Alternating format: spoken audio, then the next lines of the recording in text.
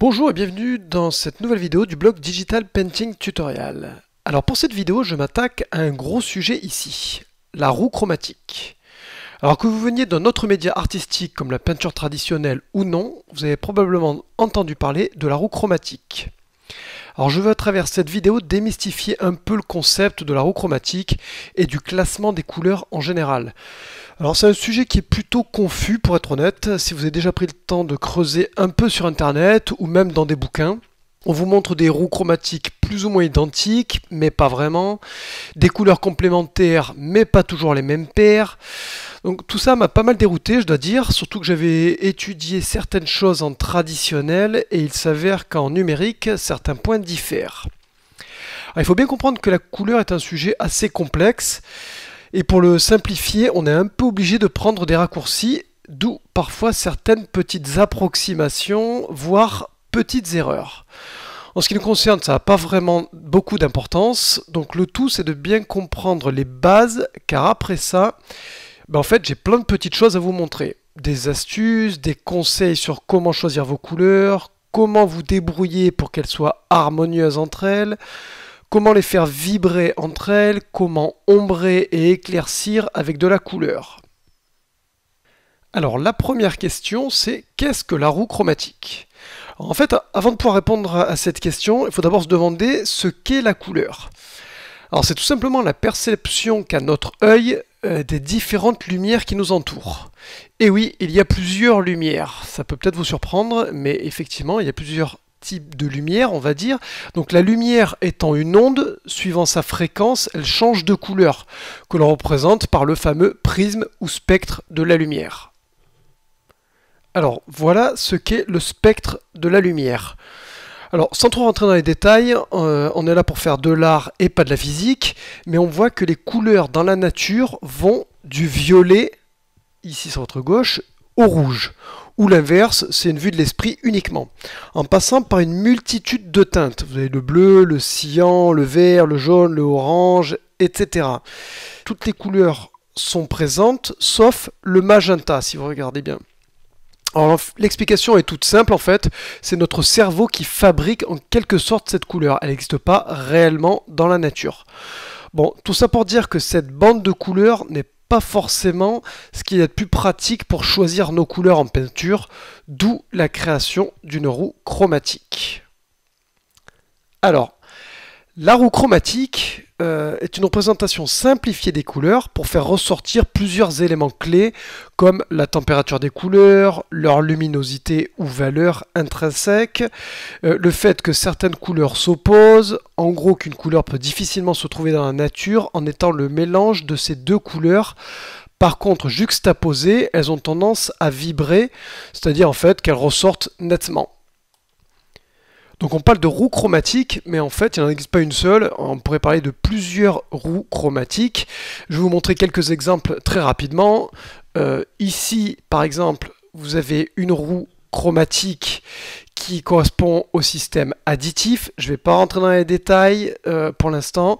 Vous avez une roue chromatique soustractive. Voilà, donc en fait ces roues chromatiques ont un avantage, c'est de montrer différentes teintes. Celle-ci, par exemple, montre plusieurs teintes autour vers l'extérieur, et plus on se rapproche vers le centre, plus la saturation est réduite. On a la même chose ici sur cette roue soustractive. L'inconvénient qu'on a ici, en fait, c'est qu'elles ne font pas apparaître les valeurs ou les luminosités. Donc on voit les différentes teintes, on voit des variations de saturation, par contre on n'a pas de variation de valeur ou de luminosité. Donc en fait, pour arriver à représenter ce troisième paramètre, cette troisième dimension, il faudrait en fait faire appel à un cylindre, ou on va dire une sorte de cylindre, puisque là encore on va faire des approximations. Et voilà, et là, à partir de là, on peut faire apparaître les couleurs. Donc vous voyez qu'on a une roue chromatique ici en surface qui fait varier la teinte en tournant autour de ce cylindre. En se rapprochant du centre, on réduit la saturation. En allant vers l'extérieur, on augmente la saturation. Et si on bouge de haut en bas, on peut faire varier la valeur ou la luminosité. Alors pour le digital painting, on va pas se casser la tête, on va pas utiliser ces disques chromatiques, on va pas non plus utiliser de cylindres ou de formes en 3 dimensions ultra complexes. On va tout simplement utiliser un anneau en fait chromatique où on va pouvoir utiliser les teintes qui se trouvent à l'extérieur avec une pleine saturation et ensuite on vient rajouter un triangle ici au milieu, ce qui fait qu'on peut choisir une teinte sur l'extérieur de l'anneau chromatique et ensuite à l'aide de ce triangle on peut faire varier à la fois la luminosité, donc plus on va vers le haut, plus la valeur va être claire, plus on va vers le bas, plus la valeur va être foncée, et plus on va vers la droite, et plus on augmente la saturation, et plus on va vers la gauche, plus on réduit la saturation. Ce modèle-là est beaucoup plus pratique avec un triangle que ce qu'on a par défaut avec Photoshop dans le Color Picker, avec cette forme de carré. Alors le gros avantage de cet anneau chromatique, c'est qu'on voit la relation qu'ont les couleurs entre elles. Donc je m'explique. Ici, on voit effectivement les différentes couleurs qui constituent cette roue chromatique. On voit notamment les couleurs qui s'opposent, les couleurs qui se jouxtent, etc. Ce qui va nous permettre par la suite de véritablement connaître et comprendre les relations qu'ont les couleurs entre elles, et donc on va pouvoir jouer sur ces relations pour pouvoir modifier, adapter l'œuvre, etc. pour pouvoir faire ressortir les couleurs entre elles. Donc on voit par exemple ici facilement les couleurs qui sont opposées, donc ce qu'on appelle complémentaires en peinture. Donc on voit que le cyan est complémentaire du rouge, que le vert est complémentaire du violet, que le magenta est complémentaire de l'aqua, etc. Alors, pour ceux qui viennent du traditionnel, vous allez voir qu'il y a une petite différence avec les couleurs qu'on a l'habitude de voir en traditionnel entre les complémentaires et les tertiaires. Je ferai un tuto là-dessus pour expliquer un petit peu les différences qu'il y a entre le digital et la peinture traditionnelle.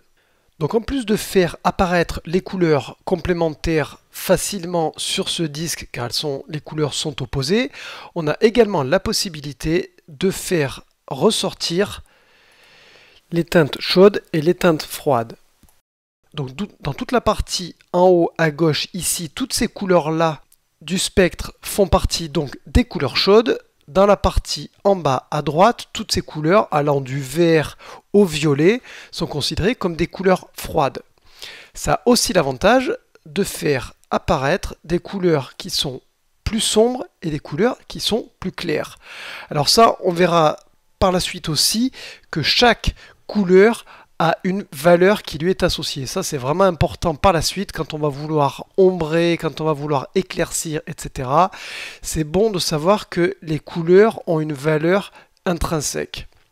Donc ici, c'est vrai que intuitivement, on se rend compte que cette partie-là, qui est en haut à droite, on se rend compte que les couleurs ont tendance à être plus claires que les couleurs qui se situent en bas à gauche, qui sont beaucoup plus sombres. Donc si les roues chromatiques ont été introduites en peinture et en art en général, ce n'est pas une coïncidence, c'est tout simplement parce que c'est par souci de simplification et pour permettre par la suite d'arriver à choisir ces mélanges plus simplement et plus efficacement. Donc je vous montrerai dans des prochains tutos des outils très pratiques pour justement utiliser et avoir à notre disposition des anneaux chromatiques avec la forme de triangle comme je vous ai montré précédemment pour pouvoir changer la saturation et la valeur. Et je vous montrerai aussi par la suite, dans différents tutos, comment choisir nos couleurs, comment ombrer, comment éclaircir, comment donner une atmosphère avec des couleurs chaudes, comment refroidir une ambiance avec des couleurs froides, etc. Merci d'avoir regardé cette vidéo du blog Digital Painting Tutorial et à très bientôt sur le blog.